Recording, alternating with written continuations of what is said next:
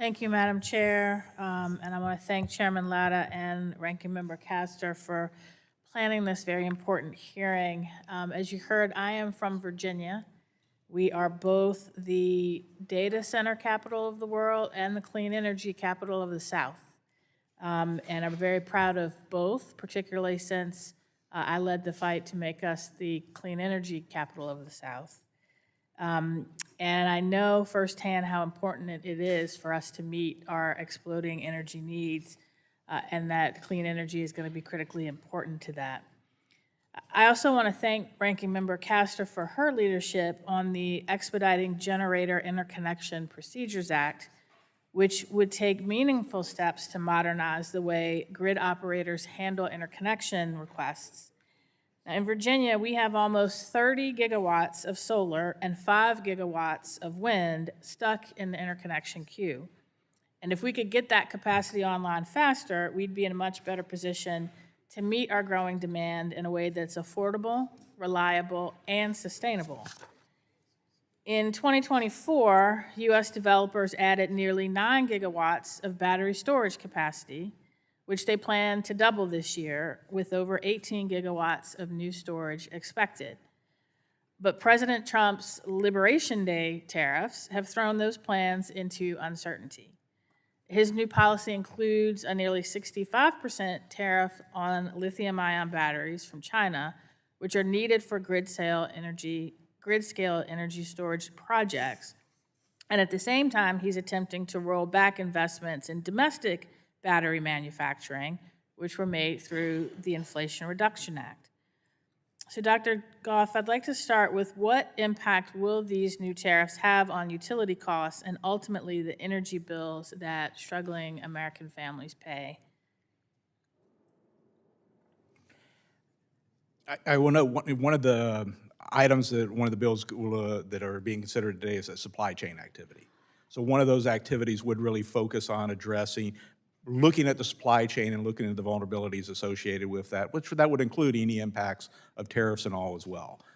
So that would be critical to be able to do that, to be able to look at those analysis, to know what the impacts are. Because like I said, the department is really committed to trying to move forward and making sure that we do have secure, reliable, and affordable energy for the American people. And in your opinion, how are tariffs combined with canceled investments going to impact our national competitiveness? Again, we're focused on trying to make sure that we can make energy additions. So we will have to be assessing how tariffs will impact. But again, we're committed to trying to make sure that we can move forward and make sure we have, again, secure, affordable, reliable electricity for the American people. But would you agree that if there is a tariff on components that are critically important for clean energy, battery storage, and we are removing investments in domestically produced clean energy, that's going to be a challenge in using clean energy to meet our growing energy demand? Would you agree with that? Again, would have to assess how those individual tariffs would be applied to those items, whether there's exemptions, whether there's carve-outs. You know, I know on some of the tariffs that were proposed, I'd say within the nuclear space, some of them did not include uranium and all as well. So it would depend on how those items are applied. But right now, are lithium-ion batteries included? I'm sorry, I'm not a tariff expert right now. Okay. Currently, it can take up to 5 years for regional grid operators to approve interconnection requests for new power plants, according to Lawrence Berkeley National Laboratory. So, Mr. Morinoff, do you think that kind of delay is acceptable, and how can we bring resources online as quickly as possible? Thank you, Congresswoman. No, it's not. I think that given the exceptional growth we're seeing in demand particularly, we need to be interconnecting new generation much more quickly. I think that some of the steps FERC has taken already will help to ease those burdens and move that more quickly. And I think that there are more steps to come, including the potential for further technological deployments.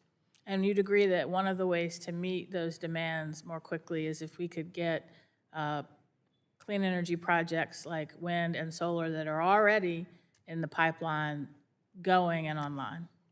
I agree. I think that being able to move expeditiously through the existing interconnection queues is part of that solution.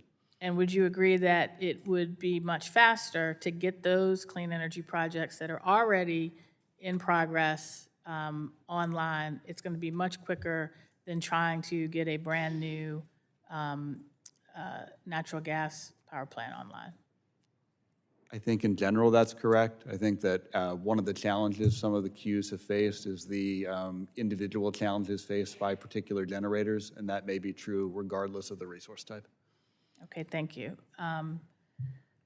And this one, I'm not going to have time to get an answer, so I'll just ask for on the record. Last year, the Department of Energy created a transmission interconnection roadmap outlining solutions to speed up the interconnection of energy onto the grid.